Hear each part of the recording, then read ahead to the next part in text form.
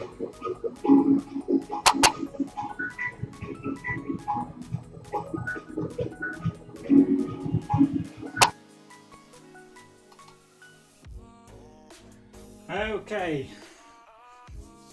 welcome to the studio again, even if you didn't catch it the first time.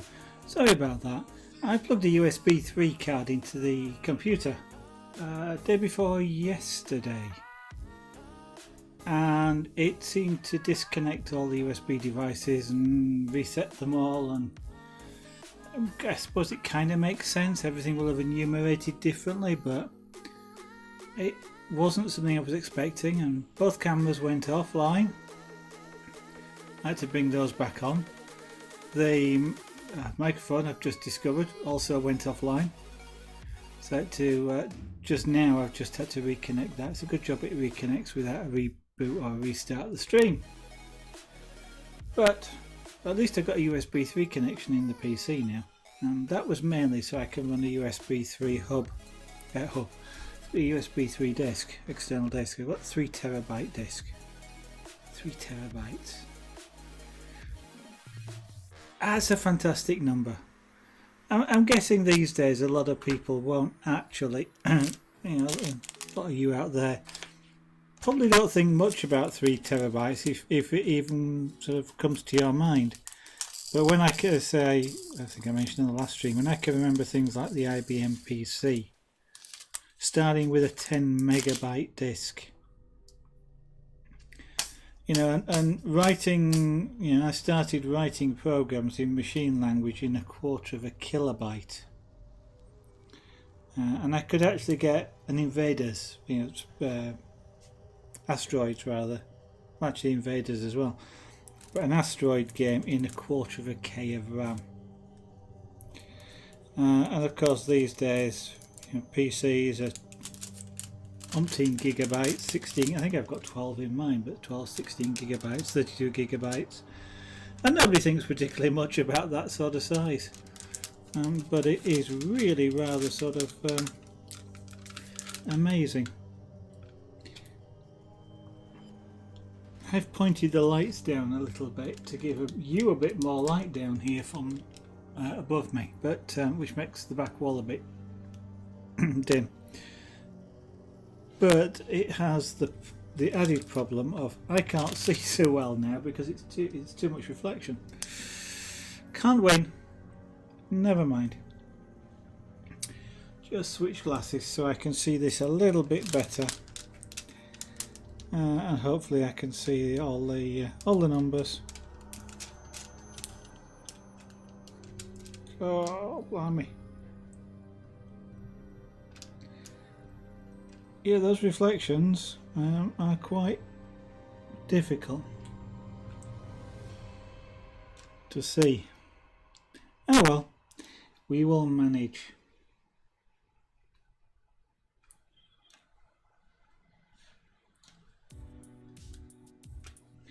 Yeah, over the past few days, for various reasons, like my blog at work, I've been sort of recalling things like some of the early computers that I worked on, and things like disk drives. I mean, you know, even now, as I just mentioned, the 3 terabytes is something which still amazes me. You know, I remember working on computers where literally a terabyte would have filled a room. A fairly sizable room as well, and yet nowadays it's in a sort of 2.5-inch mobile drive, powered from a USB connection, or a USB 3 connection, but that would have needed half a power, well, not half a power station, but a fairly sizable power supply in the past to run even a terabyte. Yeah, that was a massive amount of data. When I was playing around with some of the big computers, and now just doesn't, you know, people are sort of just really thinking that's normal these days.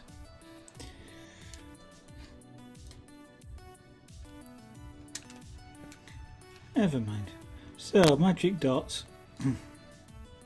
Just because it was on the desk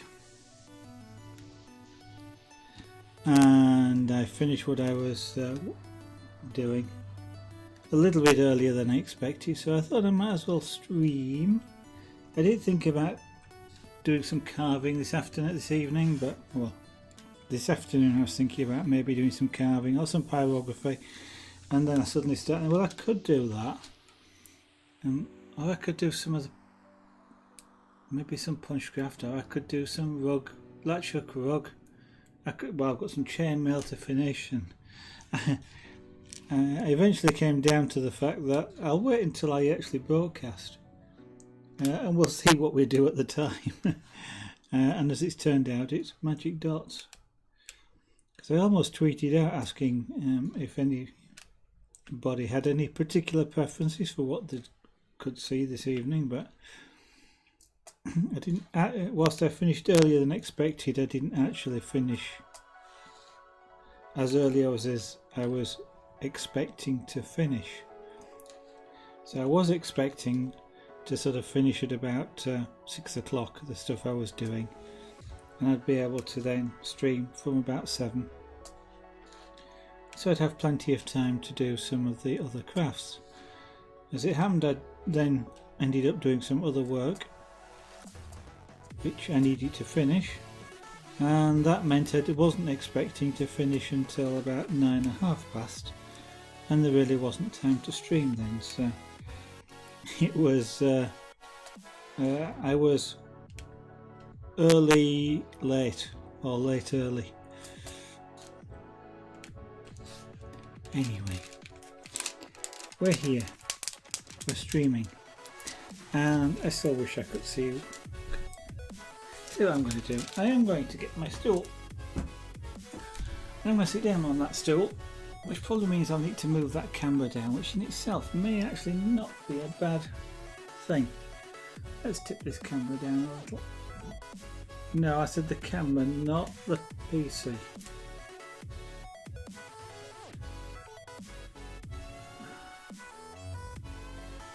Yeah.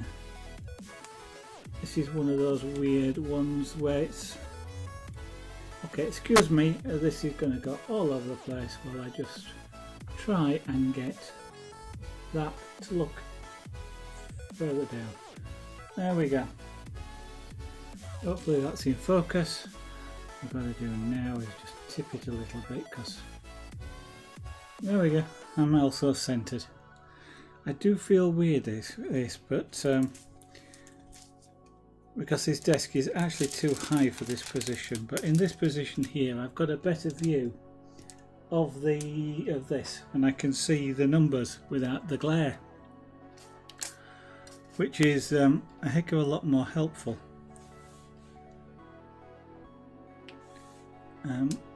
So it's not the ideal position. I could do with lowering the desk down, but to sit on the stool, because the stool is up as high as it's going to go. But it'll do. So if you ever get any chance to work with a standing desk, have a go.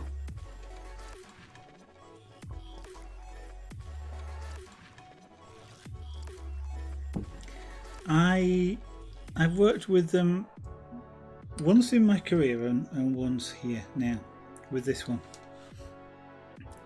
and it was excuse me, it was the memories of working with the standing desk a long time ago that prompted me to want to get one now.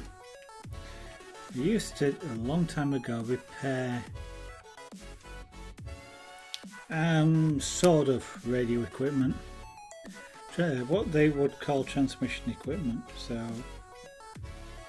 radio frequency stuff but going down coaxial cables.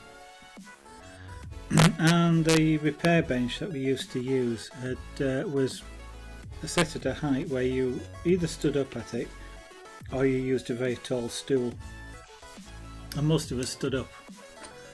And it actually surprisingly, you might not sound it, but it is actually surprisingly comfortable to work when you stood up at a desk. And less you actually get less backache and things like that than when you sat down, which is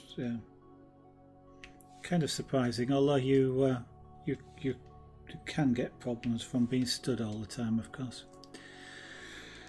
But that sort of experience back then prompted me to get this one. Now the one back then was a fixed desk. This one has got electric motors, so I can actually raise and lower this one to various heights. So if this one was just a little bit too high, I can actually lower it down a little bit, for example, which is quite helpful. There's something on there, a little piece of plastic.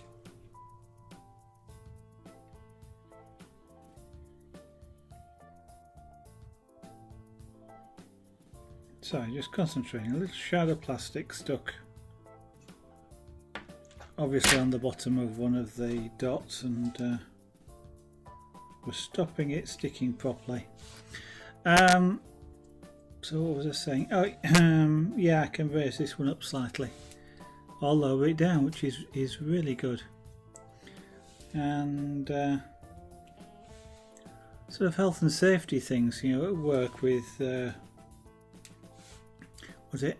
I've forgotten what the thing is, but in work it's the display screen equipment, DSE, I think it is off the top of my head. Part of which does suggest that standing desks can be used to relieve some of the issues that you get with working with display screen all the time.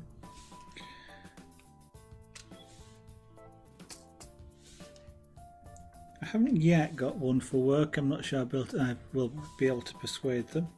Might be able to in the future. I'll have to think about it. But it would kind of be nice to be able to stand up and work sometimes whilst I'm actually at work, because I do have a tendency to slide down under the desk.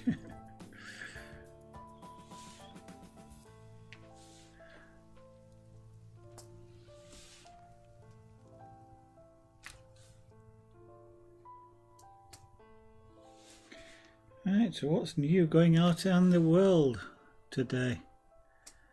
It's not something I've looked at yesterday's news, so I don't know what's going on or not.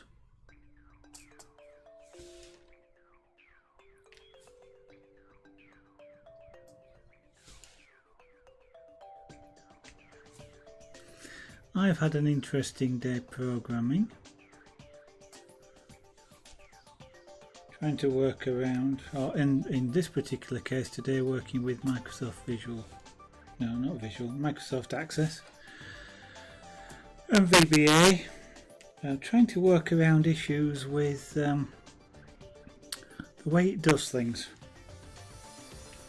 which aren't necessarily ideal, and yet you have to play games to get it to do what you want it to do. In my particular case, I want it to be able to read the column names from the file without knowing what they were in advance.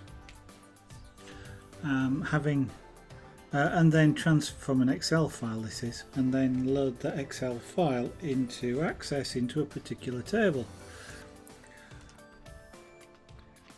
Not knowing what order the columns were going to be in, or indeed what the exact names are. Know what I'm looking for and what order they want to be in ultimately, but that was one of the challenges. It's I think Microsoft assumed that when you want to import an Excel spreadsheet, you know what the columns are and you know what order they're going to be in, and it kind of doesn't let you tell it otherwise. Well, it sort of does, but once you know how to do it, but it's somewhat sneaky about how you have to go about. reading it in and then working with it, and I spent the day testing and trying to get all the bugs out of that. Just a small piece of code. Still, it is fun. I find programming quite a fun activity. I enjoy the problem solving,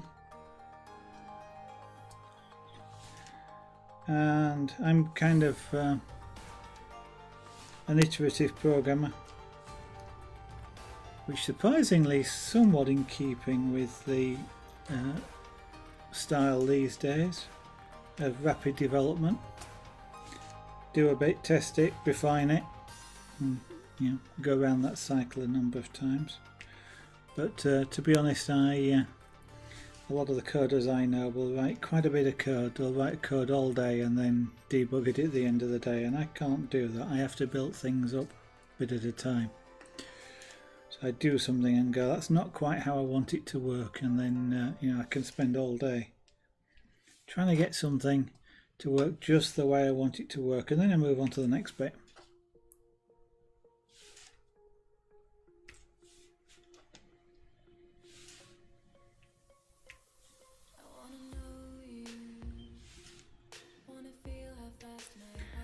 So one of the things I've been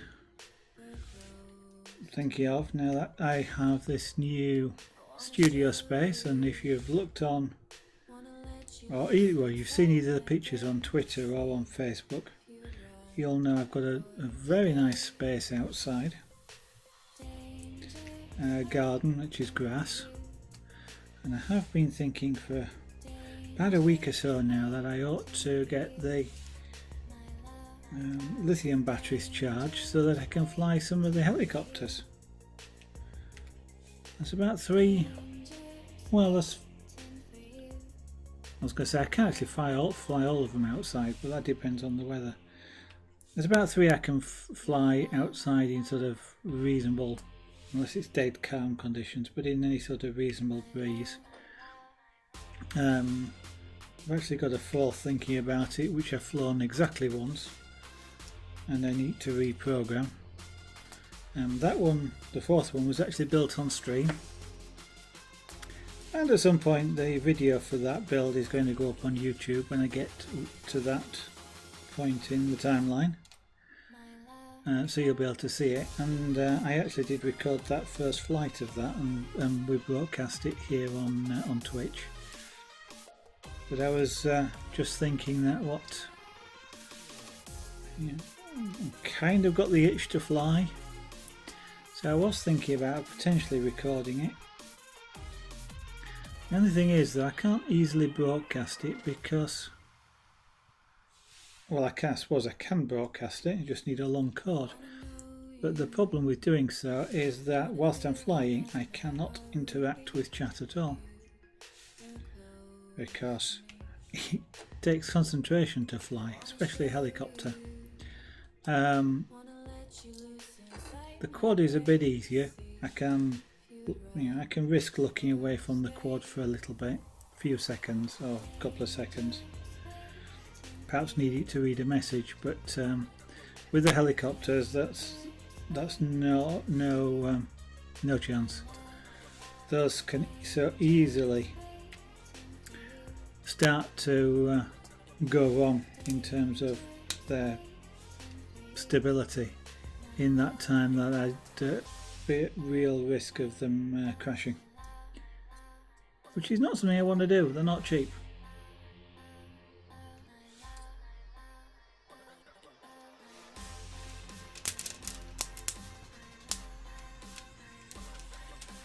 Oh, and by the way, you heard me there calling them quadcopters as opposed to drones, because they're not drones. And whilst it probably doesn't matter to you, I'm going to tell you why they're not drones, or why I don't call them drones, because I don't call them drones because they're not drones. A drone is is either an autonomous or a semi-autonomous vehicle. It can fly itself. So a drone will, for example, maintain its own height and position unless told to do otherwise. The quadcopters do not have that capability. They have some stability enhancements in them that make them easier to control, but they will not hold their own position.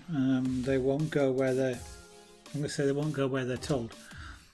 They will go where they're told, but that's by me flying them to where I want them to go. It's not, you know, you don't say just go over to there please, and they fly there by themselves and stop when they get there.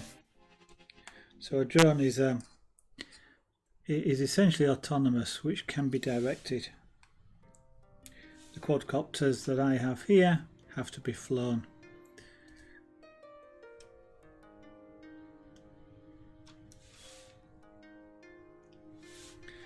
Which would actually be interesting in America, because I believe in America you're supposed to register your drones. I wonder if they consider, I will consider my quadcopters to be registerable vehicles. Which is an interesting thing.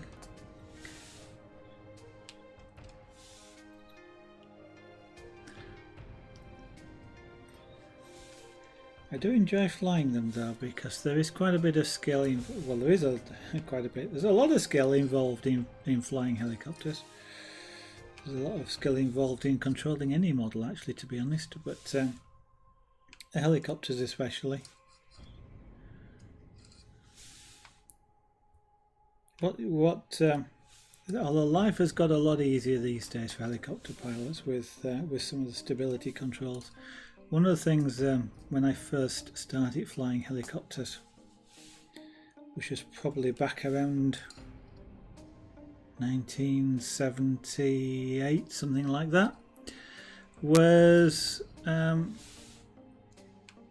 it always used to be amusing, the description of how hard they were to control.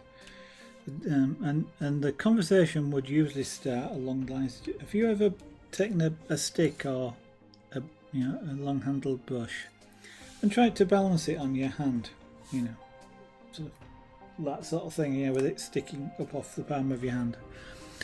And you know, a lot of people have tried that and know it's not very easy to do it, but once you get the hang of it, you can do it.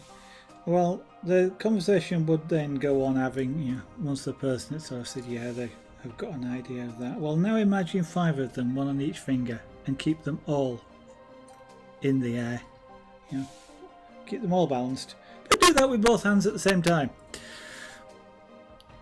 And that was at the time an extremely good description. It's still potentially not that far off these days, even with the stability controls, but it is a lot easier than it used to be.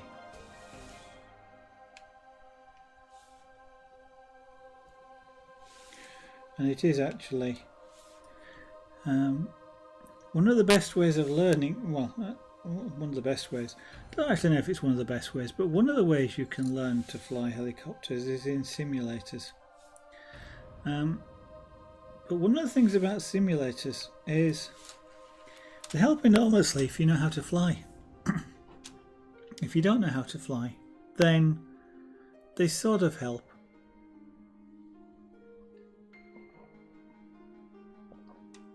Because of course one of the things is, I was about to say you can't crash.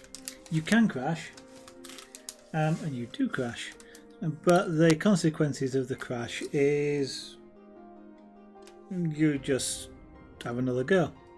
It's a bit like a computer game in that respect.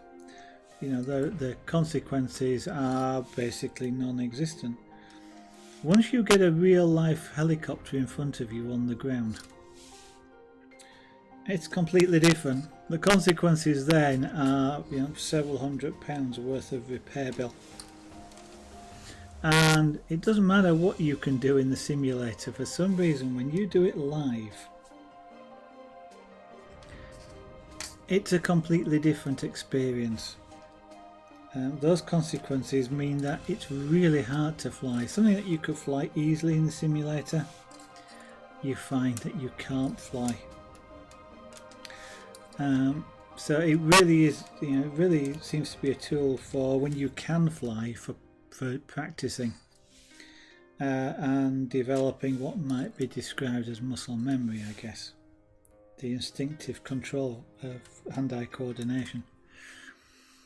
But it is actually better to learn to fly with a physical helicopter. I certainly found that, and it's something which has been said to me in the past by other people, that actually having something to fly, they've found it a lot easier than trying to learn in a simulator. Simulator gives you some aspects of practice, but there's nothing like having the real several £100 thing in front of you and pushing the throttle forward the first time you want to take off.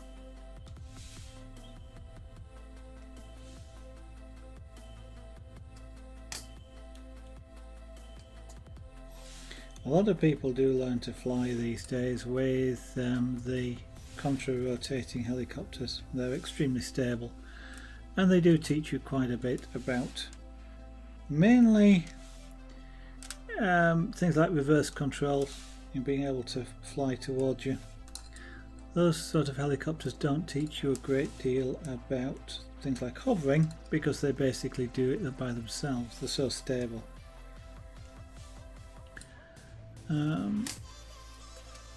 Interestingly, the way which I first learned to fly a helicopter was using a tethered helicopter. Something at the time which was called a hoverfly, but it had a power umbilical cord, which actually was good because it meant that you could actually fly it for longer than a battery will last 8 to 10 minutes if you're lucky in a helicopter. That's hovering. And with an umbilical cord you could in principle fly for hours. Of course, after about 8 to 10 minutes you're completely exhausted and you probably don't want to carry on flying, but at least it gave you that ability to almost stop, have a rest for 2 or 3 minutes and then try again, which is something that you'd need lots of batteries for if you were going to try and do it with batteries. But it was also it wasn't particularly cheap, but it also wasn't particularly expensive. I was less worried about actually causing damage to it. It was actually quite a robust little device, and actually I still have it. I'll dig it out at some point. But it was quite a robust little device, and it did bounce off things quite a lot, including the ground. And it is kind of interesting that one of the main things that I learned with that is not to do what all beginners do. And all beginners have a tendency to keep the helicopter virtually on the ground. They spool it up, they spin up the blades to the point where the thing is just starting to get light on the skids or the wheels. It just starts to lift off, and then they try and control it and hover it at that point there, just a few inches off the ground. And that's really, really difficult. It takes a real amount of concentration and skill to hover I was going to say a hovercraft, to hover a helicopter close to the ground. It's within what they call the ground effect, where the downrush of air from the blades actually is hitting the ground and bouncing back, which causes buffeting and all sorts of random effects on the helicopter itself, making it really unstable. It's a bit like trying to balance a ball on top of a dome in that respect, is ground effect. What you have to do is basically hop the thing into the air, get it about 1 or 2 feet off the ground into what could be described as clear air, away from ground effect. Then there's no bounce back and you are sitting purely on the top of a column of air that's moving downwards away from you. and the controls then are a lot more stable. The helicopter is a lot more stable in that configuration, and it's a lot easier not to crash it than it is nearer the ground. And when you are nearer the ground, one of the things that happens if you start to tip it over slightly is you easily get things like tail strikes and even blade strikes, where either the tail rotor or the main rotors actually hit the ground, and at best they bend out of the way, and in doing so they upset the balance, which upsets the equilibrium of the helicopter, and does things like changes the flow patterns and what have you, and you suddenly get a real unstable helicopter. And at worst it shatters the blades, which of course is expensive. You get it up out off the ground a couple of feet in the air and you are out of, you don't have that risk from a slight tip causing the helicopter to actually hit the ground, the blades to strike the ground. So you actually have more time to correct those slight mistakes, which is really counterintuitive for beginners. The more, I was about to say, the further up you go, the safer it is. And to some extent that's true. If you go 100 feet in the air, you've got 100 feet to correct a mistake before you hit the ground. Of course, if you hit the ground from 100 feet up, it's fairly catastrophic.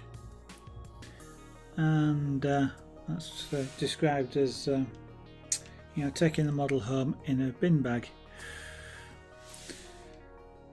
which I have done a couple of times in my modelling career. Though those have been model planes. Luckily I've never actually even shattered a blade, so I'm quite lucky in that respect.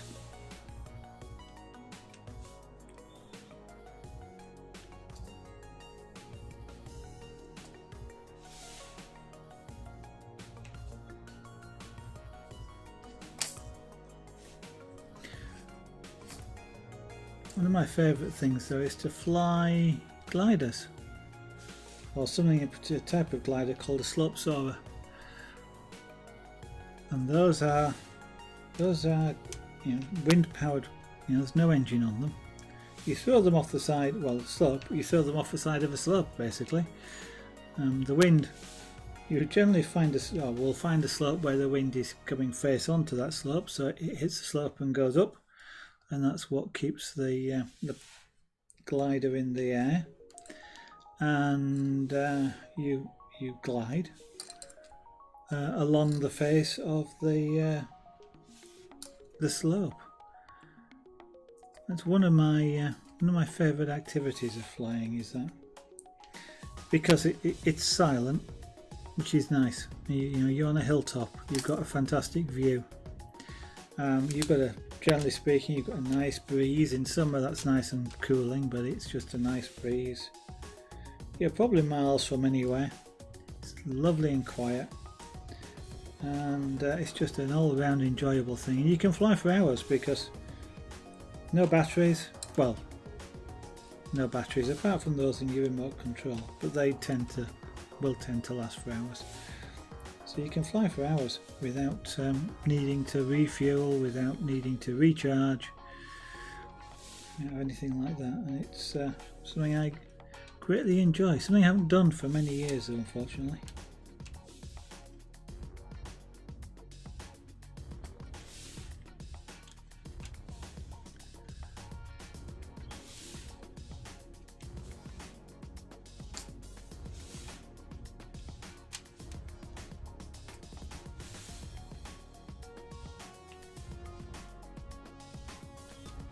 Although I have been flying model aircraft now since I was 14. Oops, sorry about that. So that's a lot of years ago. Actually, my first remote control model was a boat. And that's when you start thinking back on the history of remote control, these days with remote control, all remote controls basically are proportional controls. You have some form of stick in front of you which you move, and the control surface moves proportional to the amount that you've moved the stick. Back when I started, they were cutting edge. They were something that you didn't usually see. They were quite rare and implemented in some very interesting ways at the time. And what we used to use was systems called, which colloquially, or the slang for, was bang bang. And usually you control them with a button, not a stick. And you push the button once to go one way, and then you'd release it and push it a second time if you wanted it to go the other way. And the control literally would go all the way from one side to the other side and then back to the center. So when you let go of it, if you clicked it once, it'd go one way. If you let go of it, it'd cycle all the way to the other end and back to the neutral. So it would bang one way and then bang the other way. That's where the nickname bang bang came from.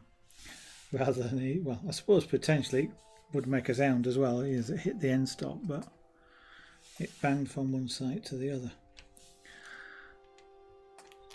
And they were the most common form of remote control at the time. Proportional were hellish expensive. Of course, for a slow moving boat, and I had a fire tender. It was about 4 foot long. I don't know what the scale was off the top of my head, but shaped somewhat similar to a World War II motor torpedo boat, but it was modelled on a fire tender. But it had a slow electric motor in it. So none of these high-speed electric motor stuff that you get these days, but an electric motor that was relatively low power, although it used to run off 12 volts. So we'd have things like motorbike batteries in the boat, but it ran relatively slowly. So the so-called bang bang remote controls weren't particularly of detriment to it. And they were designed, of course, to work with those sorts of controls, so that they were, they wouldn't do things like capsize if they turned really sharply, which is with those bang bang remote controls. It was a relatively sharp command, but the boat or the plane was designed to smooth that out a lot and not react as today's models would do.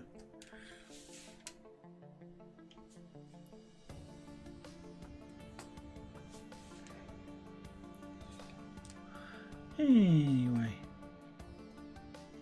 the history of my modelling history.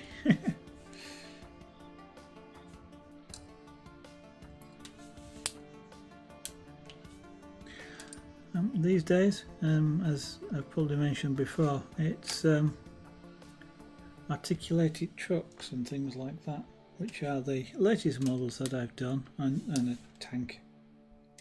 Must finish the tank. That's another thing to add to the stuff to broadcast. Finishing off the tank.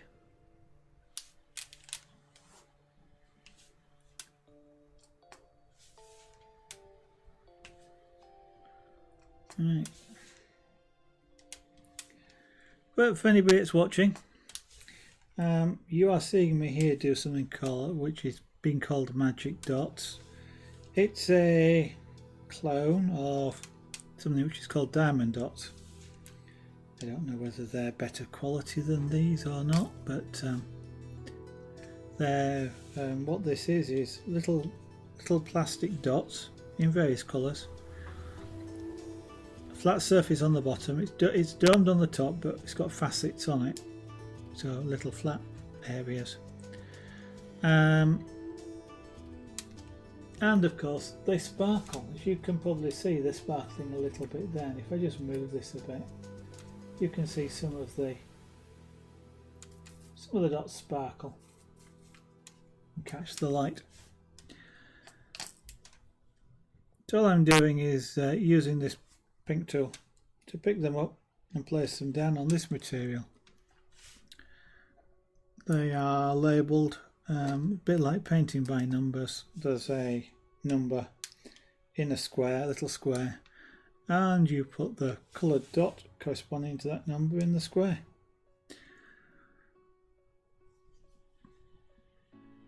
It's surprisingly relaxing and actually quite fun to do.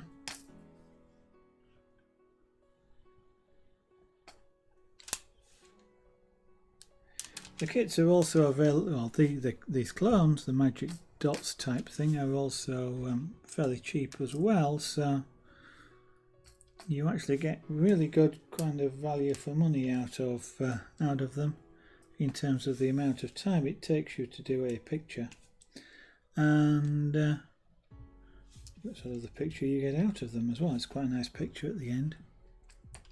But it's sort of, you can, with something like this is probably 15 hours easily, I'd have thought, to complete something like this. And it was only a few, as in £2 or £3 UK to buy this particular kit. So if you sort of do the maths, even if you say £3 for 15 hours, that's £1 for 5 hours, that's 20p an hour. That's not bad in terms of value for money, I don't think.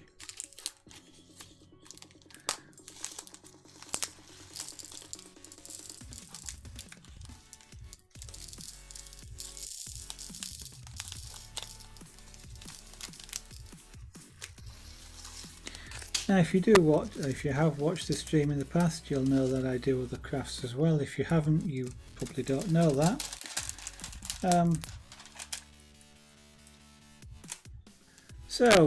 Until, well, in the past, I have, since I started streaming here on Twitch, which was back in 1980, March 1989, no, what am I saying, March 2014? Oh, I can't remember now. But a while ago when I started streaming, I have streamed on a regular basis 5 different arts and crafts, of which this is probably 6, and I describe this as a craft more than anything else, or perhaps I might even describe this as a pastime rather than a craft. But what I have streamed is chainmail, making chainmail bracelets, necklaces, things like that.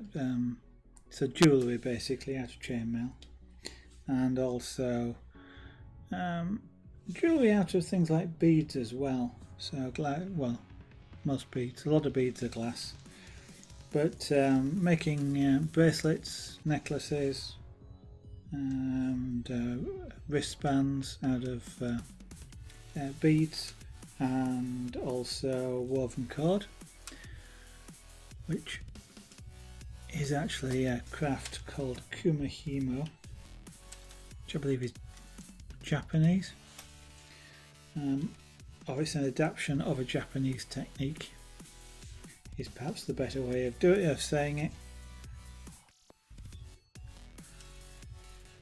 It's probably been made easier for us here in the West. But I really enjoy making the jewellery. One of the other things I have done is carving. Carved quite a few things. Now I use hand chisels, although I do now own a set of mallet chisels, or long handled chisels, for use with a mallet. I don't have a carving mallet, but that's a different issue. And there is a difference between a carving mallet and a wood mallet. Carving mallet is round, and it's round for a specific reason. It's harder to hit it off centre. Hit your chisel off centre with a round mallet, but I do hand carving using hand chisels, so literally they're about 5-6 inches long, and they're driven by hand. You don't hit them with a mallet or anything else. And we've done quite a bit of carving. I think the first thing that I carved on stream was a rose. In fact, yes it was, and then we went ahead and painted it, and done a few things since then. I do also have the ability, but I've not done it on stream, to carve using high-speed rotary tools. So I have, whilst I do have a Dremel, I don't use it for carving, because for one thing it's noisy, to say the least, and the other reason is it's not particularly good for that, because it's not very fast. I use 3 other different tools actually if I do rotary carving, which I've not yet done on stream, but it is something that I can do now. And the first one that I use is called a micromotor. It's somewhat like a Dremel, if you like, but it's better made. I think is probably the best way of describing it. So the motors are balanced, they operate significantly faster, around about 130,000 RPM. They're also, despite running at that sort of speed, quieter, a heck of a lot quieter than a Dremel would be. And they take all sorts of bits. I tend to use dental bits, same stuff that your dentist would use to drill your teeth. And talking of which, I actually also have a dental drill, which I use for that. Dental drill runs at about 300,000 RPM, but that's driven from air, not electricity. It's driven pneumatically, and of course the compressor runs on electricity, but the tool itself runs from air, so I have a big compressor, because it's surprising how much air they go through, which I use to drive the tool. And well, both of those to some extent are extremely efficient at turning wood into sawdust. Or is it sawdust if you're using a dental burr?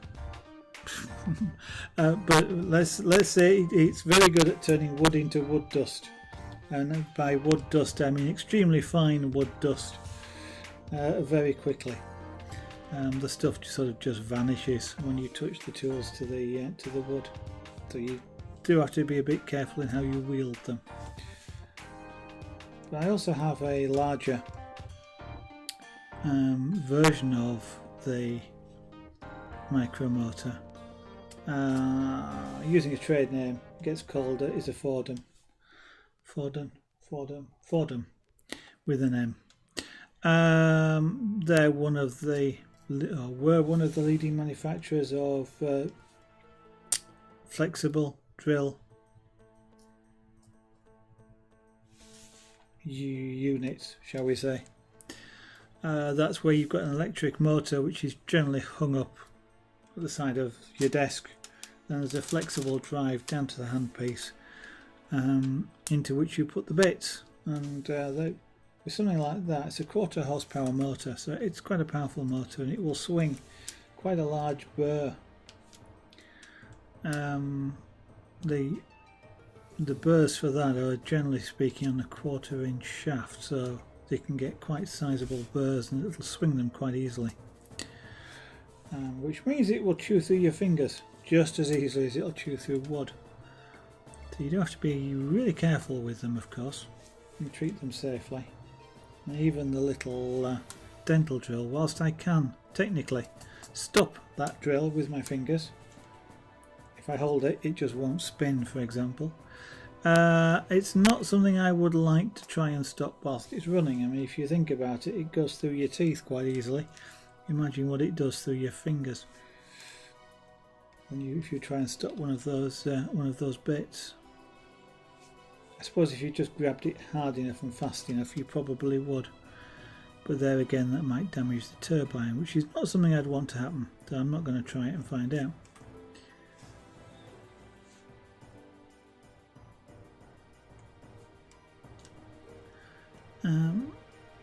So yes, so carving is one of the things that we can do on stream. Scraper board is another one that we tried out, and the first ever, I'm trying to think whether the first ever carving I did on stream or no, I've carved before, but scraper board is one activity where the first time I ever did it, I did it on stream. And what scraper board is it's a piece of card basically which has been coated with a layer of china clay. China clay is extremely white.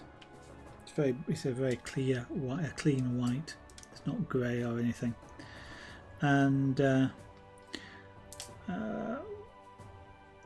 once that's dried onto a board, what then happens is it gets coated with a layer of Indian ink. Indian ink is quite a thick ink and it's black, jet black, really dark. And a layer or two of that is put onto the board until you can no longer see the white. And then once that's dried, it's available then to be arted on, to create art on. And you do that using sharp tools like a pointy nibbed thing like this, nice sharp point, or perhaps a scalpel like this. Or indeed, if you sort of think of old pens, old ink pens with the nib, something like that, only generally a little bit sharper than that.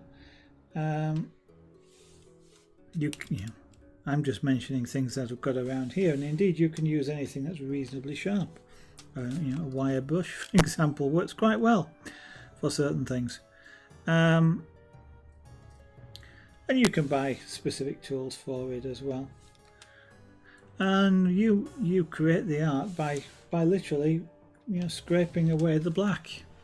So if you scrape, you'll create a line. You create lots of lines close together. It looks greyish. The closer you put them, or the thicker the lines, or both, the whiter it starts to look. So you can build up a black and white picture by varying the marks and where they're placed. So that's scraper board, which is an activity. And the first picture I did was a portrait.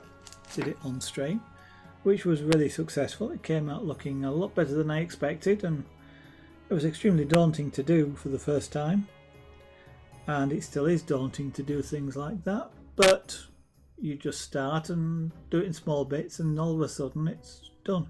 Surprising.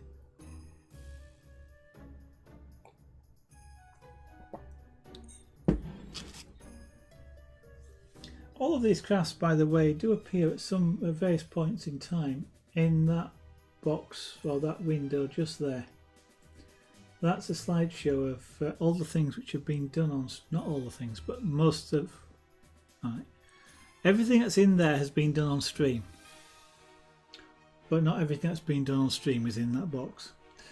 So there's quite a few examples. That's just the jewellery that's showing up at the moment, but things like the pyrography, which is what I was just about to say next, does appear in there. Pyrography, literally, a literal translation is fire writing, as in pyro meaning fire, and graphy meaning to write. So it's hence fire writing. Although generally speaking, in the style of pyrography that I use, I neither write nor do I use fire. So I tend to best prefer to describe it, if I'm going to describe it, as painting with heat. So it is kind of like I'm painting, and I'm using a heated tool to cook the wood. Cooking the wood, like cooking a steak, changes the colour, and by varying the amount of heat I vary the amount of colour, or the cooking and the colour of the resultant surface. And then you build up a picture, a monochrome picture, by all those various shades of cooked wood. And you can apply pyrography to lots of things. It doesn't have to be wood, it can be to paper, cardboard is quite good. And you can apply it to things like leather, to bone, goods are often used. Egg shells, although some of the, basically any organic substance really, you could probably apply it to, with varying degrees of success, I guess. Some things are better suited to the other than others. I mean, for example, whilst you can apply pyrography to bone, if you do, you may find you don't want to do it again because it smells absolutely terrible. It's got a horrible smell.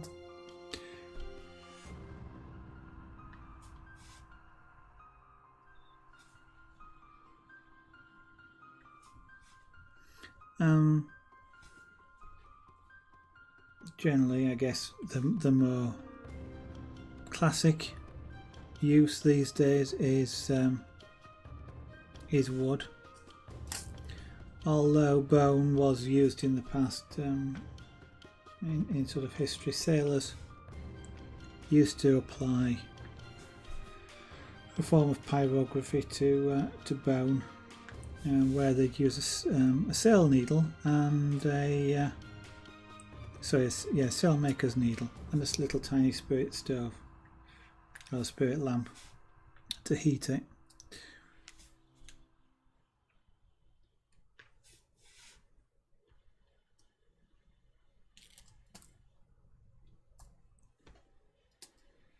Now, I guess the fifth thing that I used to do is something called punchcraft. Now that's a more unusual thing. That's something that's very similar to the way, the craft itself is creating, I describe them as miniature rugs, because what they are almost literally that, miniature rugs. They're made in a very similar way to the way in which rugs and carpets are made. And if you're familiar, or even if you're not, I'm about to tell you.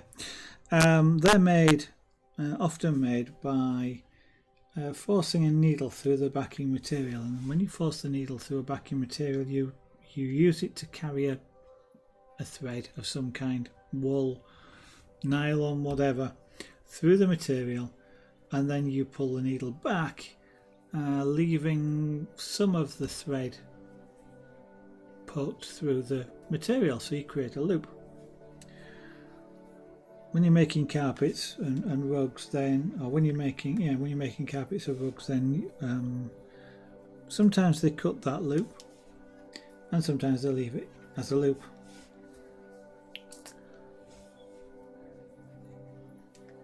But the same technique can be done at small scale, well, or even at large scale actually.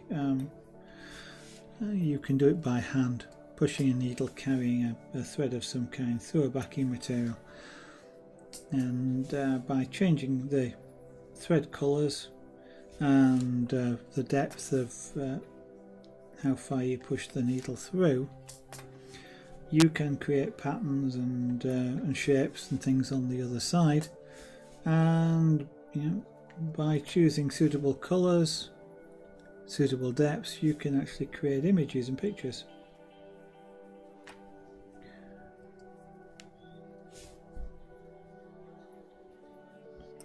And that's actually quite fun to do, of course, when you're ramming a needle through a backing material. It's surprising how much fun that can be.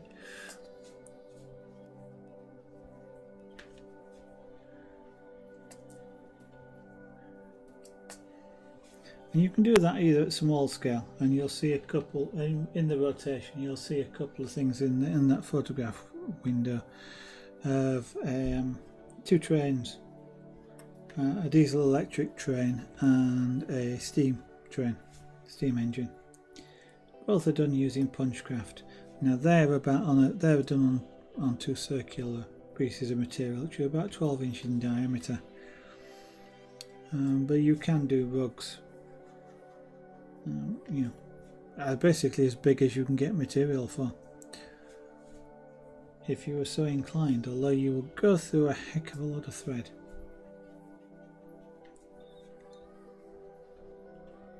And spend quite a bit of time doing it, but of course if you're doing that as a hobby, for example, or a pastime, then the length of time doesn't really matter.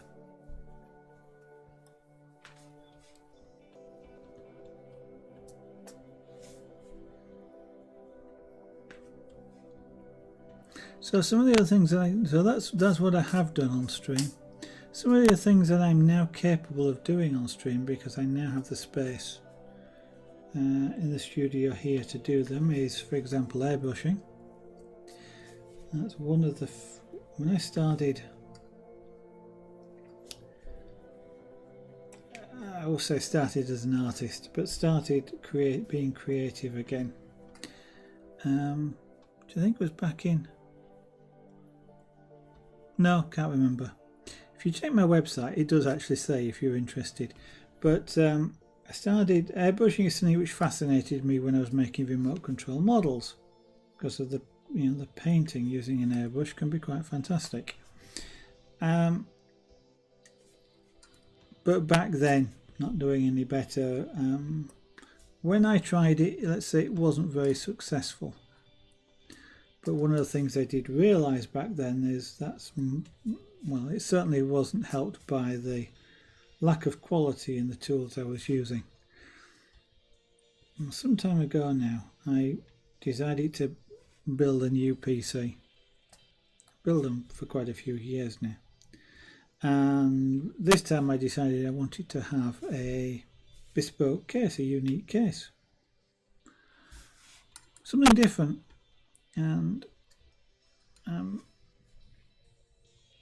I decided what I'd do actually is airbrush the case. And so I think it was coming up to a Christmas, so I actually went and purchased what is a complete setup. So an airbrush, compressor, paints and various bits and pieces. And after a little bit of practice, painted my computer. As it's a water-cooled computer, the case has a theme. It's an aquarium, and in that aquarium, it's got some tropical fish. It's got I think it's got a couple of dolphins in there. It's got a ray in there. Can't remember if there's a whale. Might be a killer whale in there as well. And they were painted. So my first sort of picture, if you like, was done directly onto a PC case. And I still think it's a fantastic case to date. Not a case I actually want to get rid of. So if I was to upgrade the PC, for example, I'd be rebuilding new parts in the old case.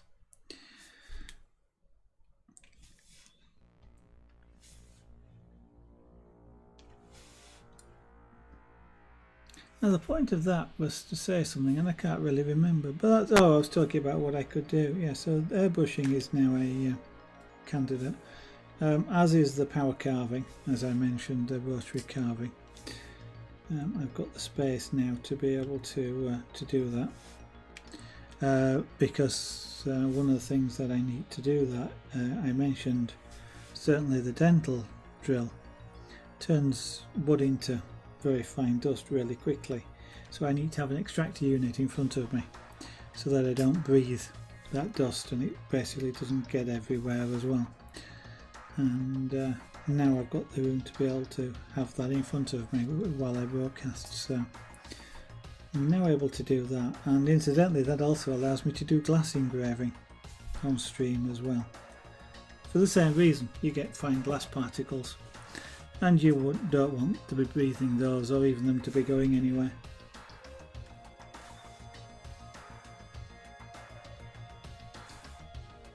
We are currently building, and I have been showing the build, a 3D printer kit. So at some point we'll continue to do that, although I'm not altogether convinced people are particularly interested in seeing that build on stream. So if it is something that does interest you, then feel free to let me know, either in chat or on Twitter or Facebook, and I'll consider continuing to do that. Associated with that, I've actually got a miniature laser cutter as well. It's a low power laser cutter, so it will cut thick card, but it will engrave wood. And that was one of the main reasons for me getting it. I was interested in using a laser to apply pyrography to wood.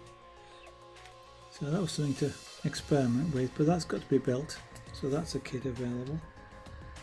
I've mentioned I've got a remote control tank to complete, which I also can do on stream. And in terms of remote control, I also have the idea of building a low loader tank transporter, basically to be pulled by one of the other remote control models that I have, and also to actually build from scratch a remote control bus of some kind. And I've got a couple of ideas in mind for that, either a musical tour bus, so sort of the fancy buses with beds and kitchens and these sorts of things, or a bendy bus, just because it bends. Both of which fascinate me from the point of view of they have motors at the back, so they're pushers rather than pull things, which is kind of a little bit fascinating and different. Actually, I've also, thinking about it, got the body of a 6-wheel Tyrrell F1 racing car to complete as well, which is mainly just painting. So that potentially is something also to do on stream. And we have got things like cross stitches and tapestries and needlepoint, which can be done on stream, along with latch hook rugs. What else? We've got all sorts of stuff around here. I've got some plastic model kits.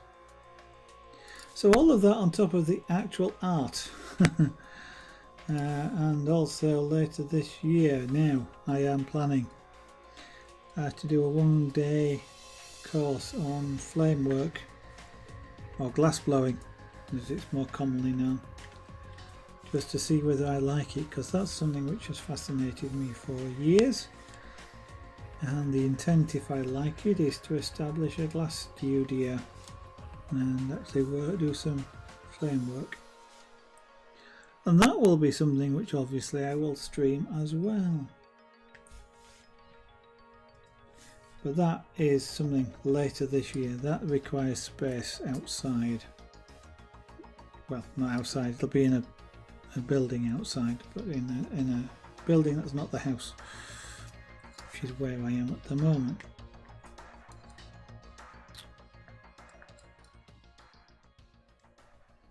I'm expecting to like flame work, but before I spend a lot of money on it, I'm going to find out. If you're wondering what I'm doing, as you keep seeing me dropping that, is you have to pick these up dome upwards, so you can stick them flat side down. And when you just pour them into that tray, of course, they go all sorts of ways. Some are upright, some are upside down. And so and that's what you see me hunting for sometimes, is the ones that are the right way up to pick up and put onto the picture. And by picking up and dropping the tray a little, from a couple of centimetres or a few millimetres, what I'm doing, of course, is just making them all jump. And when they all jump, some of them will flip over. So when I've used all the ones that are facing up, I'll pick the tray up, drop it slightly, which causes some of them to flip over, and then I can pick them up and carry on. Of course, it can be quite difficult sometimes to see which ones are the right way up and which ones are upside down, especially these black ones, because they're black. It's really hard to see sometimes which ones are the right way up.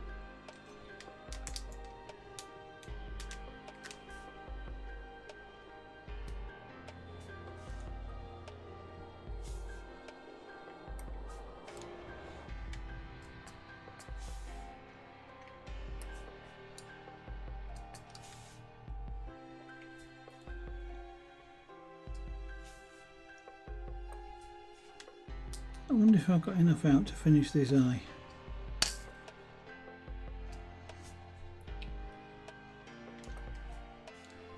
In my look, I'm going to be short by a little bit. Let go.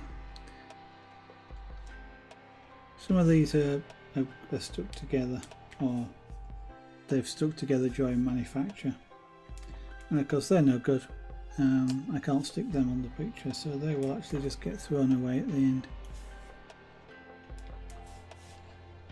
It's not worth trying to separate them or anything like that. There's, you know, there's not an exact count of these things. There's usually, or has been, plenty left over at the end. So worrying about losing the odd one or not being able to use it because it's stuck to something else hasn't or isn't really an issue. So a couple the right way up, of which there are none in there now, so slight drop.